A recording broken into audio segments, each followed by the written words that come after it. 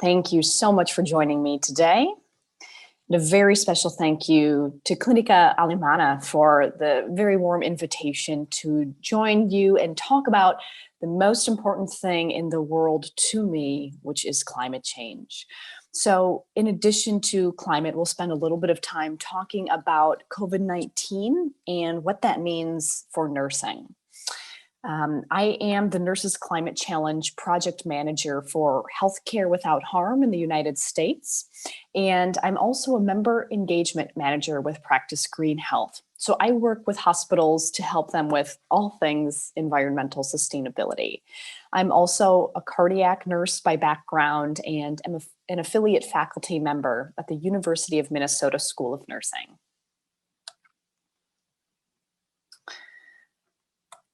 Okay, so in our time today, we'll touch base on the connection between climate change and zoonotic diseases, more specifically COVID-19.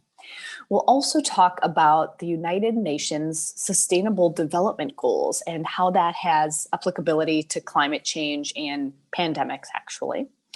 Then we'll talk about how climate change and environmental sustainability more broadly relates to nursing and health professionals. And then we'll transition to a conversation about what this can mean for you.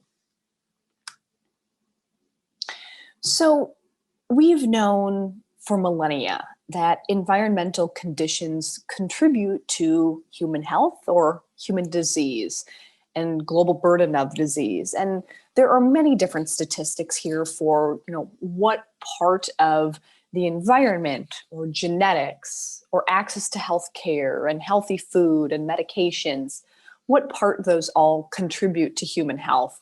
And the statistics vary based on the resource that you're looking at and whether it's the environment contributes to 25% or 15% of human health is regardless, we know it has a major impact, and it always has.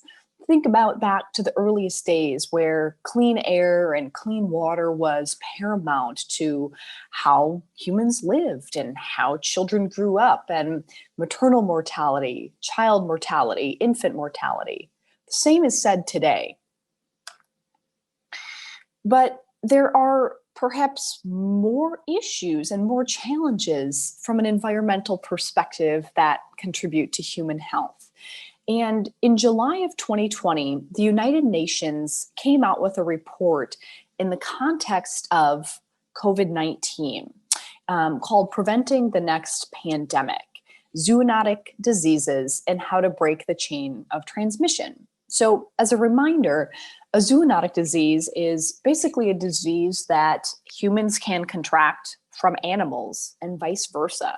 So examples would be the avian bird flu, SARS of different varieties, including COVID-19 or the coronavirus, which was basically identified to have originated in bats. And so a zoonotic disease carries greater potential for human risk, especially as we're seeing fluctuations in population. So basically the United Nations came out with a list of several different factors that are driving the emergence of these zoonotic diseases and making them occur more likely. And these 7 just pulled out really briefly are increasing human demand for animal protein and other animal products, unsustainable agriculture. Remember, this is global. Increased use and exploitation of wildlife. So in some instances for food, but not always, other products. Unsustainable utilization of natural resources such as our forests, our water, our land. That's accelerated by urbanizations into large cities and growing suburbs. Increased travel and transportation, or basically globalization in general, which is often held as the key marker for progress, but it also has major challenges when it comes to zoonotic diseases, changes in food supply, and then finally climate change. And you can see that I've highlighted that in orange. So ultimately, the United Nations identified climate change specifically as a driver for more likely zoonotic diseases in the future. in layperson's terms, we will see more pandemics, and these are the reasons that we will. Now, as I said, the environment has always impacted our health, but the impacts have not always been by the same trigger. And I just posit, I question, have we swapped some of the older threats that humans have always experienced with some newer, more permanent threats? So this is an image of the United Nations summary of the Sustainable Development Goals. And you can see there are 17 goals here, everything from no poverty, zero hunger, good health and well-being, down to climate change at number 13, or life below water, life on land, etc. And so the United Nations has put these goals forward as primary governmental collective challenges to address together. And I want to talk a lot more about climate action and what that means for human health. So goal 13, this urge for action on climate challenge, I'm actually going to go back to this slide here. You can see how they're all interconnected. No poverty depends upon a decent work and economic growth. Gender equality, requires good health and well-being. Clean water and sanitation depends upon a healthy climate. We use energy for water, sanitation, etc. So they're all linked together, which does make these grand challenges, wicked problems, however you call them. And so the 2030 Agenda for Sustainable Development is ultimately that list of goals that the UN is pressing governments and other institutions to address together.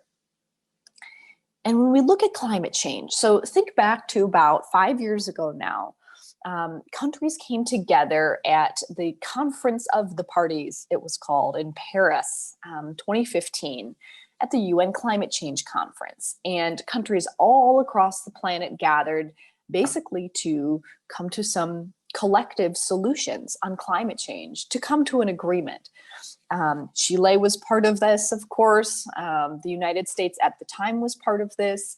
And what this led to is the United Nations Paris Climate Agreement that was signed the previous year.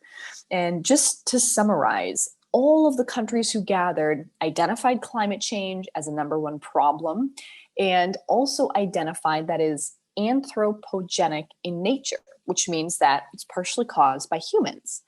And more importantly, they said, there's something we can do about this. And so governments are now charged with implementing this Paris Climate Agreement to basically develop a healthier planet for all of us. So why is this relevant for nurses? Now, we know the International Council of Nurses a few years ago came out with a statement that basically identifies climate change as a charge that nurses must address as part of their ethical and professional practice. Where I am a nurse in the United States, our American Nurses Association has a code of ethics, just like physicians, where we are required to take a code as part of professional practice to say, as a nurse, I honor and promise to take care of the environment in which my patients live. So that's the language in the United States. And across the world, there's more and more attention on this climate and environmental stewardship challenge as an impact on human health. And that's why nurses need to care. We are holistic. We are trained to work for patients in all settings. It's part of who we are. So here's an image of some ways that actually participating within a standard healthcare system can contribute to climate change.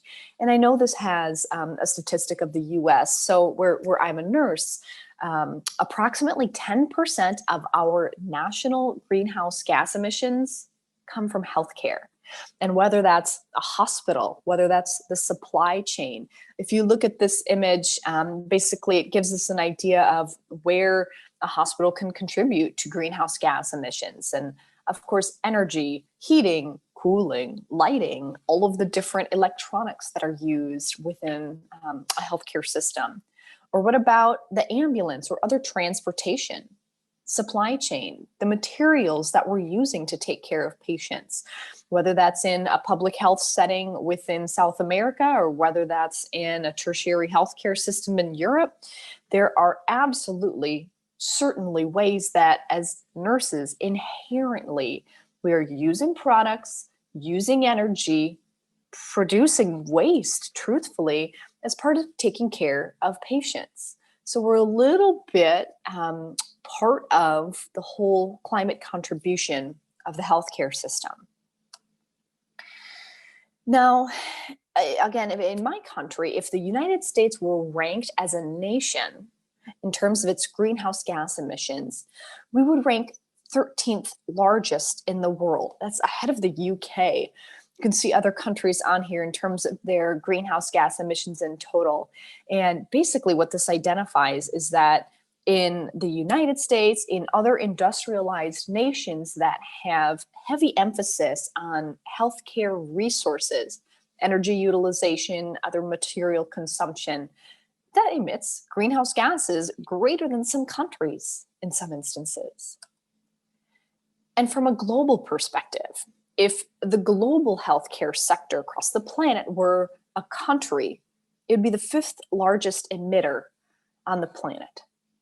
So why do these emissions matter? Why are we talking about energy consumption and waste production when our job is to take care of humans, especially in the time of COVID-19? Well, the rub is that climate change harms human health, and it does so in many ways. So this is an image from the Centers for Disease Control, and basically the little emojis in the center sort of represent climate change. And if we look at how this all works, let's take a look at this yellow arrow first. It says increasing carbon dioxide levels. So basically, as we use these resources and we burn fossil fuels, which is the largest global contributor of greenhouse gas emissions and energy utilization, that contributes to a rising presence of carbon dioxide and other greenhouse gases within the atmosphere. That leads to rising temperatures globally, which leads to more extreme weather, rising sea levels, and other ecological challenges. Then if we zoom out one more level, let's take a look at some specific ways that addresses human health. So air pollution is really, really a major global issue. Air pollution is cited to lead to almost 7 million deaths a year globally, according to the World Health Organization. Or if we look at severe weather, such as hurricanes, floods, etc., extreme heat, environmental degradation. So those are sort of the categorical areas. Then if we look at one more level and identify some specific human health impacts from those environmental challenges. We talked about air pollution. So that can have an impact on asthma, cardiovascular disease, many others. Severe weather, such as hurricanes, of course, can lead to injuries or fatalities at the moment. But what about longer term mental health impacts from dealing with homelessness or joblessness? Extreme heat can contribute, of course, to heat-related illness or death. But what about cardiovascular failure? What about chronic kidney disease exacerbated by some extreme dehydration, etc.? So you can start to see how all different aspects of human health can be very much degraded by climate change. Now, this is an image from the American Public Health Association. That's a nice summary, again, of sort of the image that I just shared, but it highlights the top 4 global sort of health categories of climate change: rising temps, weather, air quality impacts, and vector-borne disease, which I hadn't mentioned yet. And so basically, this is a really good example of how different healthcare systems and different health professionals could highlight with their patients what some of those health challenges are. what they should be concerned about on very hot days, what they should be concerned about when there might be standing water or increases in vector-borne areas. Maybe when there are high air pollution days, patients could be concerned about increased allergies, for instance. It can be as basic as that. And so from as simple as exacerbated allergies to actual death immediately during an acute event or over time, climate change is impacting billions of people already across the planet. Now, I've shared some specific human health issues that can be related to climate, but regardless of whether it's caused by extreme weather or air pollution or environmental degradation, one major pillar of human health related to climate change is mental health. This is difficult to quantify, it's difficult to describe, but you can imagine if you know patients or family members or colleagues or yourself who have been impacted just by a health issue in general, regardless of whether it's caused by climate change, there are absolutely mental health implications, whether it can be, contributing to depression or anxiety or fear of being able to afford healthcare, fear of being able to afford medications, etc. That can exacerbate mental health challenges. When we think about the different health issues that come from climate change, clearly there are mental health implications as well, especially when we're looking at climate crises and climate disasters that directly affect the land on which individuals live. So it doesn't necessarily have to be an extreme weather event. What about issues related to deforestation in one's hometown? What about issues related to extreme drought for farmers who are no longer able to plant their crops? And one example, in a couple of years ago, Hurricane Maria came and damaged Puerto Rico very severely. And that led to over 200,000 Puerto Ricans that migrated to Florida in the southeastern part of the United States. Over 200,000 individuals migrating because of a hurricane, because of climate change. It's just scraping the surface. But you can imagine how the mental health of these individuals was damaged from that. And climate change is expected to lead to 200 more million forced migrations by mid-century. That can contribute to decreased resources, decreased job availability, whether it's financial, whether it's agricultural, whether it's land space. We know that this can contribute to civil conflict. Now, these health disparities are not shared equally across the human population. And while there have been environmental disease burdens for millennia, they have never been shared equally. People who tend to be marginalized in the first place tend to experience the worst effects. And this is an image from my hometown in Minneapolis, Minnesota. You may have heard international news about the murder of George Floyd by a policeman. So police brutality in the United States and many other countries as well as is a very serious threat to specific populations more than others. And George Floyd was a Black man, and typically in populations that are challenged by health impacts and who tend to be more marginalized experience heightened inequality across many aspects of their life. And so by no means am I connecting police brutality to climate change, but basically we have a spiritual problem among us as humans. We've strayed off the path. And when we talk about marginalized communities, when we talk about human injustice, when we talk about ecological injustice and climate change, we know not everybody suffers to the same extent. We know not everybody has the same access to resources, but we have the solutions to these problems. Think about how humanity evolved over time. Climate change caused by humans has not always been there. Of course, fluctuations in temperature over time and fluctuations in weather patterns over time have been present, but not to this extent. And so we have solutions to living in balance with the earth within us. That is us as humans. We are biological animals at the core, and we know that as nurses. That is part of our scientific training. And so when we think about what is precipitating climate change and how it really drills down to consumption of energy, water, and resources, we have solutions to be more innovative and address these spiritual crises of really overutilization and consumption. And I can say that in the United States with veracity, that we need humanities to solve the climate crisis in conjunction with these scientific technologies. Now, I do want to draw attention to this concept of the personal carbon footprint when we talk about what we can do about this. And this concept was popularized by British Petroleum, or BP, in 2005, basically in a media campaign that cost millions and millions of dollars.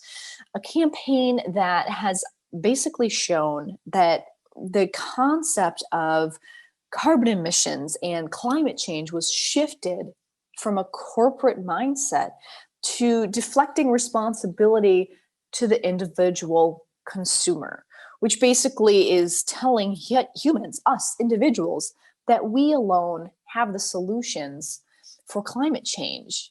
Really, it's the corporations that are fueling the vast majority of consumption, and this is the same across the planet.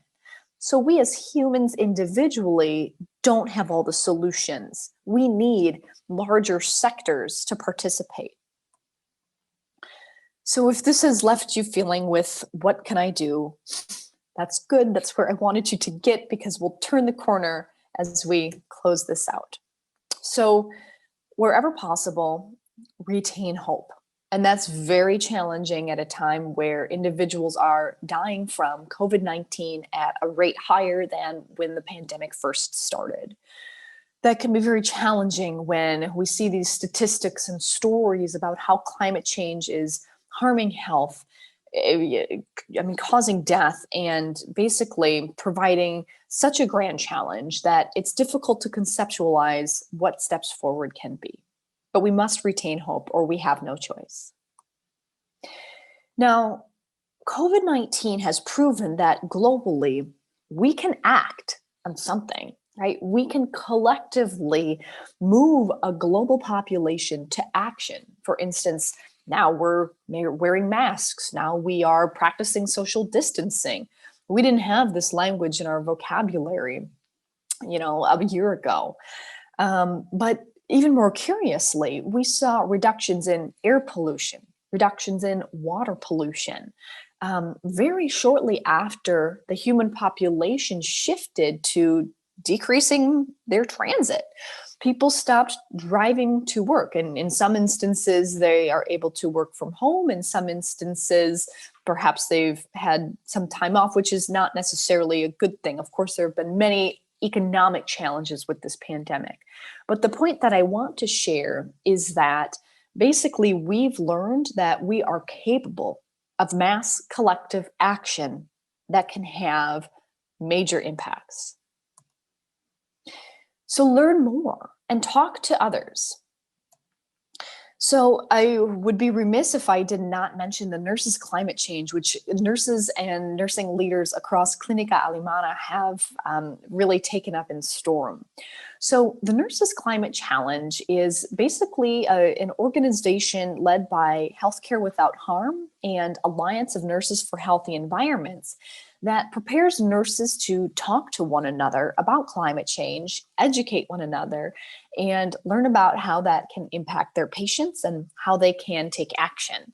And so total, we have over 1,400 nurse climate champions across the globe that are participating. And we have a fairly large percentage of action outside of the United States where this was first conceptualized, many in Chile. And we're on 6 continents now. And already these nurses have participated in educating over 17,000 of their colleagues about the health impacts of climate change. So, in addition to learning about climate change and talking with colleagues, it is important to check your own consumption. Consider what you're using, not only as a professional practice nurse or nurse educator, but also as a human. We need to be cognizant of our impact, regardless of whether or not this concept of a carbon footprint was developed by British Petroleum in 2005. No matter what, there will be changes coming in our lifetimes. We can guarantee that. There will be changes that will require us to shift our consumption behaviors into something less damaging to the planet. And I understand fully that in the United States, where we unfortunately lead the world in the worst ways when it comes to consumption, the story looks a little different, I would imagine, in Santiago, for instance. And so what this means is being more aware of how you walk in the world as this human animal and what you're doing to reduce your own impact on the environment. And we can all do that, whether we live in industrialized nations that are far overconsumptive or whether we live in nations that are already doing a terrific job balancing and staying in homeostasis with the planet. Now, another resource I want you to be aware of is called Nurses Drawdown, which is an international collaboration with Project Drawdown, basically to lead drawing down carbon and other greenhouse gases out of the air, basically. So if you Google Nurses Drawdown, this highlights specific areas of action where nurses can have major impact on climate, from food to mobility to energy utilization. It's a great place to learn more. And integrate environmental sustainability into your work. What does that mean for a bedside nurse? What does that mean for a nurse educator? Be creative and talk about this. I have seen so many nursing students and nursing colleagues get inspired about their ability to impact climate and impact global health with the practices that they do daily. And finally, definitely important to know about Salud Sin Daño, or Healthcare Without Harm Latin America. We also have Global Green and Healthy Hospitals, which is an international organization of hospitals. And here's a snip from Santiago, where there are hospitals all across the country working to reduce their impact on climate change. And the Healthcare Climate Challenge is basically a program led by Salud Sin Daño, where individuals, institutions can learn more about their climate impact and how to reduce. And finally, to learn more simultaneously with this event, Clean Med Europe is hosting basically an online recordings about environmental sustainability in healthcare. And you can also sign up for the newsletter if this has given you any interest to learn a little bit more. So we need to imagine this is possible. Imagine healthy people living in equitable and resilient communities on a thriving planet. This is possible, and we need to believe in that and share hope for the future.